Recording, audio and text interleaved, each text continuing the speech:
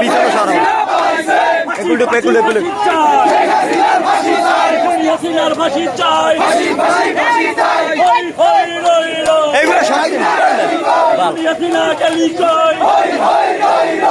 পিছায় video ধরা করে পিছায় পিছায় গেলি কই হই হই রই রই আওয়ামী লীগ গেলি কই ফাঁসি ফাঁসি ফাঁসি চাই হাসিনার ফাঁসি চাই সেনার উপরে হামলা কেন